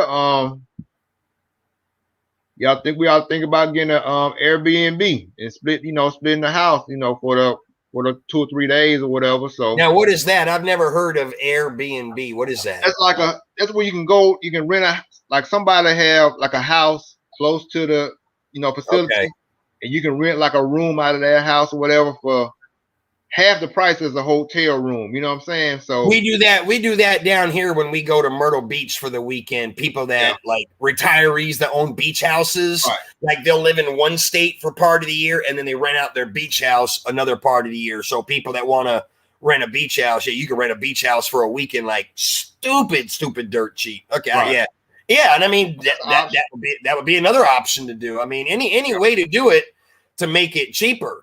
Because I've even had people telling me, see, my biggest fear too is not knowing who's going to go. Regardless, I'm still going by myself. So that means I don't got a pit man, but I keep having people say, hey, if you're really going to go and race, I'll drive the 4 hours and I'll pit for you. And like I've told everybody, somebody wants to make that trip and pit for me and help me out that weekend, I'll make it worth your while. You ain't going to be spent. You ain't going to have to front it all out of your own pocket. I will help pay your way. Like help me. Hey, help someone else. Find a pit man. It's not a problem. You just gotta ask, and then, like I say, if that's why you have to communicate and talk, just like me and you talking, and like the rest of the guys in here, and just find out who going. So when you get there, how me and my partners that I race with, how we do it, we get there, then we'll say, okay, we all here, okay, Cord, you pick for me on race 12, I'll pick for you on race 11. You know what I'm saying? We'll work it out like that, like, vice versa, like, swap. You know what I'm saying? And then like I say, if you're going and you really don't know too many people, somebody that may go and they may race, like I race for JQ, and I'd be like, okay, y'all, I got my partner Nitro Freak here with me. Can y'all help us out pitting? And then some of my teammates will help pit for you too. See, for that race at PNB, it's good to have extra people, because I'm gonna tell you why. The dilemma that we all ran into. So most of y'all saw the videos that were all posted between me, Raja, and Gunpowder Nitro. So myself, Gunpowder Nitro, Raja 111, and RC Newbie. So the 4 of us, we were all trying to help pit for each other and work with each other. But problem is there did come up a time where all 4 of us were in the same race, because they don't run like a novice class. Like their PNB, they had sportsman, open, and pro. That's it. 3 classes. So you had sportsman, nitro buggy, sportsman, nitro truggy, and then e-truggy, e-buggy, open, open nitro, buggy truggy, and then pro nitro, and so on and so on. So the majority of everybody was trying to run sportsmen, because they knew there was going to be a lot of pros there, a lot of fast guys. I mean, you got guys coming from all over the United States that have been racing their whole lives, a lot of fast guys. I mean, it was a fast crowd out there.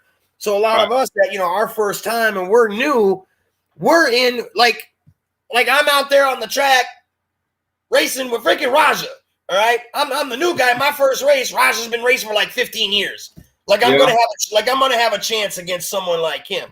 So that right there, we were all trying to help pit for each other, but Yeah. that's why there was a point in time that my mains I had to give up, and I ended up pitting for Raja because we were all in the same class, and then that would have not have left us enough pit people.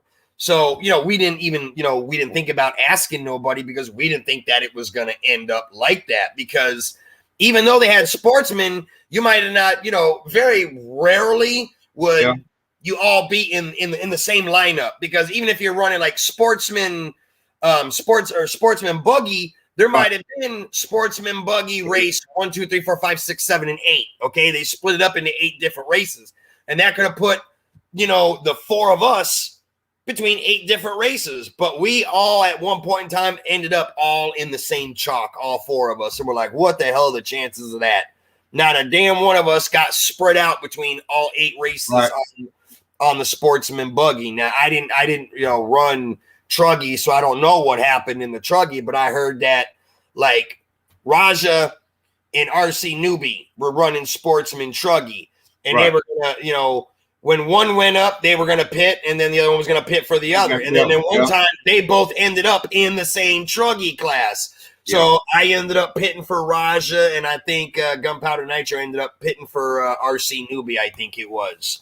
So that put us out from racing because we let those guys. I mean, they had a better chance of winning something than we did. They've been racing, way more, years than we had been. So, but I mean, that happens. But that's kind of always been my thing. Well, I've always said it's always good to try to bring a pit man with you if possible that is not going to race. Somebody that is just there solely for you to help you. So no matter what chalk you're in, whether you're racing buggy or truggy, you have a designated pit man that all you got to do is just, hey, this is our lineup. This is what time we got to go up. Carry my stuff up to the pit. I'm going up to the driver's stand. Going to make it do what it do. Do my thing, put it out there, and we're going to roll. But PNB, see, it didn't quite work out like that for all of us, like we had hoped. But, that was probably a crazy fluke thing. Yeah, bro. It's, like I say, it's always good to know, like, what I'm saying, anybody that's on the race team, go to them, come to us or whatever, and just ask, can I get, could y'all help me out pitting or whatever? That's no problem. And then more likely, we probably be like, for instance, Nitro Free, come pit with us, come sit with us. You know what I'm saying? So everybody be together, and it's the whole team other than just us 2 or 3, and everybody be covered. You know what I'm saying? So well, see, that's something I'm going to start mentioning in my live feeds because we're February 11th today. All right, we basically got about just shy of 2 months before PMB. So I'm going to keep reiterating it in my live feed that if people can go, I would like people to try to prepare. Let's try to prepare something within these next 2 months and not try to do it like the last 2 weeks, where everybody's got to try to scramble to take, time off of work and get hotels and all that stuff. Because I look at it like this.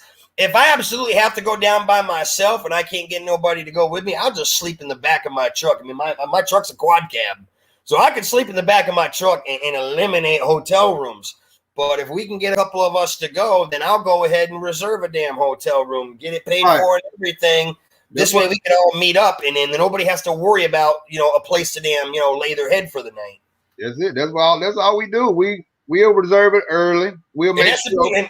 Yeah, just like you said, that's the big thing too. Now is you got, if anybody wants to do this and go, we need to start like planning it now, because I'm gonna tell you what, those hotels, they fill up fast. Now they've got 2 hotels that are pretty big, and they're right there next to the track where you literally can walk from your hotel room to the arena. They're that damn close, but they fill up stupid fast. Now, when I went last year, I was dragging ass. I actually didn't even get my hotel till like the last week before I was supposed to leave. And that was kind of cutting it short. And then when I was talking to the guy on the phone, he's like, man, you got lucky because I got literally like 3 rooms left. Now you taking 1. Now I've got 2. And I'm like, yeah, well, he told me, he's like, next year, if you plan on going and you want to get this hotel, we'll take care of you for a repeat guest for the PMB.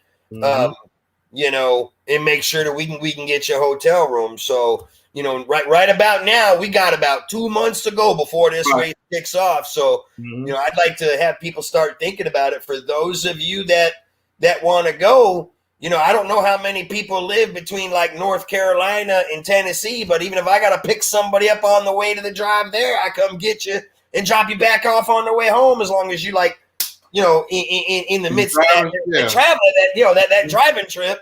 I got no problem deviating and picking someone up. I got a big enough truck to pick up 4 people. So, you know, I'd really like to get a bunch of us to go if people be interested in doing that. I mean, if you've never been to a P&B and you want to go just to go to not even race, it would be worth it to go, you know? I mean, yeah, it's worth it to go. Like I said, a lot of times that's what we do. We'll get 3 or 4 guys and we all go in on the room and they'll cut the price into thirds. Like instead of paying maybe by yourself $140 a night, you know, they'll cut at least down to, you know, about 50. And I'm gonna tell you too, like you said, you get it, a couple of people bunk together, it makes the trip so much more cheaper. Much better. And then, like I said, then after you get, you know, after hours is whatever, you know, you may want to kick back. You may want to get you some little something to drink or eat, take it to the room, and y'all just trip. Hey, I'm gonna tell you what too.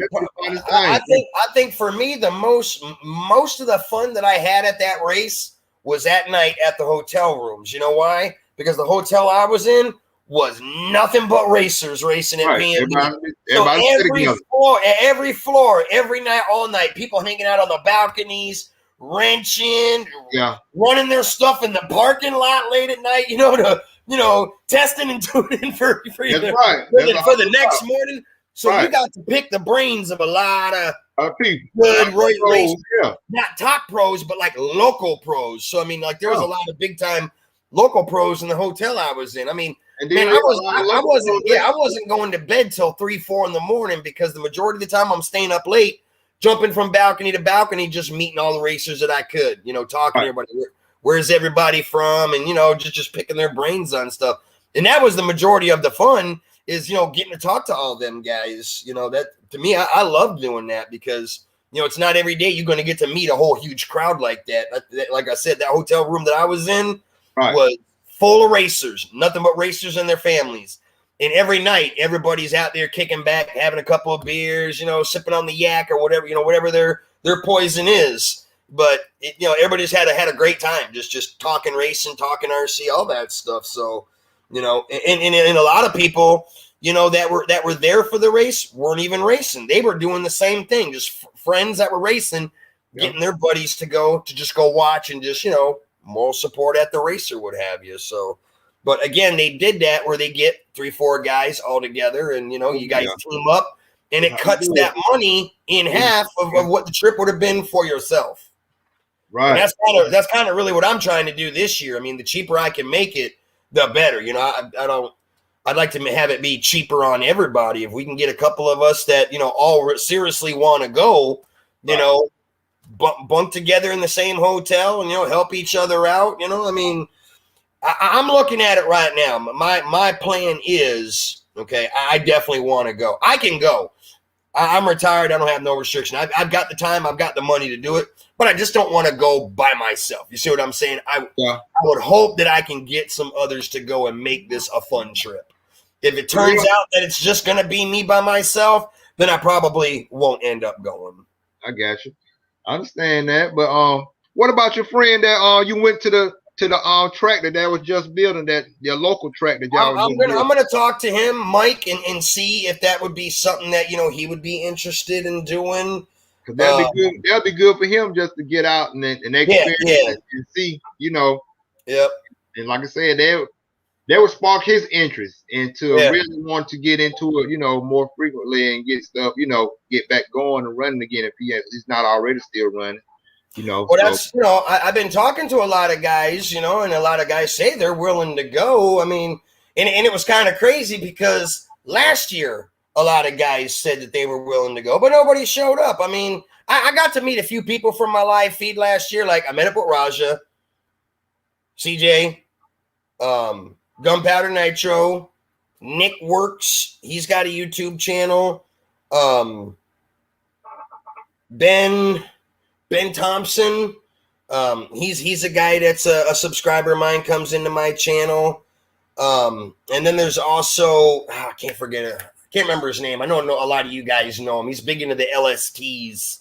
I know he subscribes to your channel. He lives here in North Carolina, in Asheville.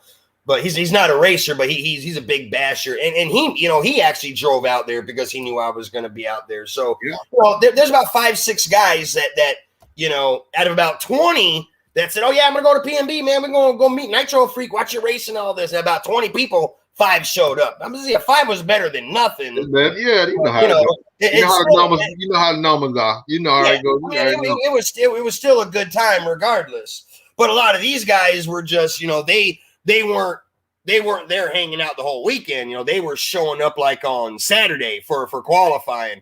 A lot of them couldn't stay through to Sunday because they had to drive, the 3-hour trip up there, but they didn't have the money to spend to stay overnight for hotels. So it was kind of a day trip for them. 3 hours up to the track, hang out for the day, and they could still, drive 3 hours back to their hometown and be back in their own beds, for the next night. So, yeah, man. But yeah, that's all it to. That's why all it takes, man, just to get a couple of guys together and split that. So a lot of you guys, sorry, I don't want to cut you off. So I see a lot of you guys in here saying that you'd be interested in going, and you're asking the dates, Robert. The dates for PMB this year are the 9th, 10th, and the 11th. Okay, it's a Friday, Saturday, Sunday. Yeah. Yeah, so they run it. Friday is 24-hour practice. Saturday qualifying. Sunday is the mains. Break into it, and you don't break during qualifying, and you make it into your mains and all that. But April 9th, 10th, and 11th. So usually what I do, and I would probably end up doing the same thing that I did last year, is I would end up going down the 8th. So this way I'm there the day before, get everything set up, hotel and all that. Then I only have to worry about I'll already be set up in the pits if I decide to race and do all that stuff. So Friday when I wake up, I'm just driving to the track, opening up the pit area. My stuff's already there set up, and I go out and start practicing all day Friday. Yeah. But yeah, Jeff Perry, headsets. I don't really own any right now, but I usually just some of my teammates on my JQ team, we usually just rotate and swap out headsets from time to time. I forgot the name brand of them, but they're good, something to look into. But it's headsets are expensive, bro. Yeah, they like $300 for. Hey, that's $300 for the cheap ones. Yeah, that's for the cheap ones. But it's but you can link like 4 or 5 of them together. You know what I'm saying? But real quick. But yeah, Jeff, they help, but they're not a necessity. Like you really don't really need them because you can still communicate without them. But you just have to yell and you have to make up you some hand signals for if you want somebody to lean out your top end or low end. It's all been done before, bro. But yeah, they do work, but it's not. It's something that you really don't really have to have, but it really will help you though. You know what I'm saying? So, but that's how we do it. I use some of my teammates and they work. You just have to. Only thing with your headset, you just got to make sure you charge them. Make sure that they are charged up. You know what I'm saying? So that's one thing that about them that you really have to make sure that the batteries are fully charged because they will go dead on you quick if you're not careful. Because what it is like when you're talking to the mic part of the headset, if it's down, then it's on. If you flick it, put it up, it'll cut it off. You can still hear, but it'll be off. So, but yeah, so that's how that works. Yeah, Robert, if you're going to call me tomorrow when you get up about P&B, give me a call, bro. But yeah, like I say, man, it's definitely a race to go to, but you just got to be, like I say, it's just something that you have to save up for and plan it out right. I was just about to say that because I didn't put that out earlier. That's definitely a race that it's worth going for at least once. If you ain't never been, it's one of them bucket list race, as a lot of the pros will call it, and even a lot of the locals will tell you it's a bucket list race that everybody wants to go to. But it can be expensive if you're doing it on your own. That's why a lot of people will go once to at least experience it once, but they won't go every year. Like I was talking to some guys there when I went, and I asked them, man, with how expensive it cost me to come here, I'm like, I'm wondering, are all these guys doing this year after year? Some guys do. Some guys go every single year. But I did meet up with a crowd of guys that were like,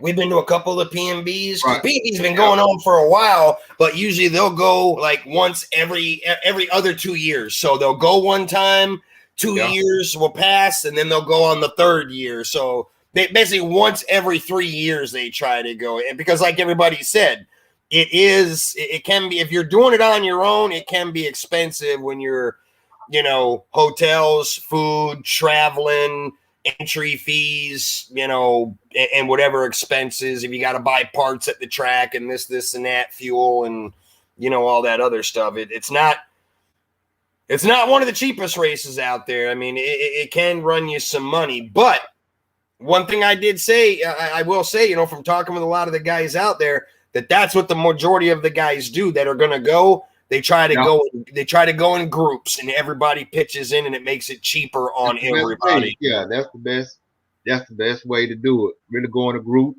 Robert, from my house to drive there, it's 6 hours. It's a 6-hour drive from where I live in North Carolina to Whiteville, Tennessee, or White Pine, I think. White Pine, Tennessee. White Pine, I think. Yeah, White Pine. I always call it Whiteville for some reason. It was White Pine. But yeah, man. But yeah, freak, man. I'm about to jump off here. If you want to pick back up, man, No, I just wanted to come in and say hello to everybody. I'm actually gonna probably hang out with the wife for a little bit, watch some TV, and probably crash. It's been a long, boring night for me sitting in the damn ER all night. So yeah, I might have to do Nitro Freak birthday part 2 tomorrow. So I'm there you go. Well, actually, tomorrow we're gonna be doing the continuing on with the series tomorrow. Okay. Yeah. Right. We're gonna be doing the what I forgot, what do you call it? The unwritten rules of racing, the stuff that people need to know that we're going to cover racer etiquette, the do's and don'ts at a race that a lot of people know they shouldn't do, but they do anyways. And but yeah, tomorrow he says it's supposed to be really, really going to cover a lot of really, really good stuff. So just keep that in mind, guys, for anybody that ain't doing anything tomorrow. Now I'll probably fire up the live feed around 8 o'clock. Because see, he's also a FedEx driver. So man. That's what's up. Yeah, so he drives for FedEx. So usually his time slot works best because he's also got a wife and kids. So 9 o'clock at night is when I can get him on. Yeah. Is what's good for him. So probably what I'll end up doing is I'll start the live feed at like 8 o'clock at night, like I normally do. And just BS with everybody for an hour until he rolls up in, and then I let him take over the show because this is his realm, putting all this stuff out, not me. Gotcha. Well, all right, y'all, man. I appreciate y'all checking in with me, and like I said, if y'all have any questions or whatever, we're gonna be up in here coming in from time to time, and hey, I just appreciate y'all for coming out tonight and just chilling in, kicking it with me for tonight. So, but yeah. All right, y'all. Hey, I'm gonna catch y'all on the flip side later on, y'all. All righty, y'all take it easy. I'm out of here.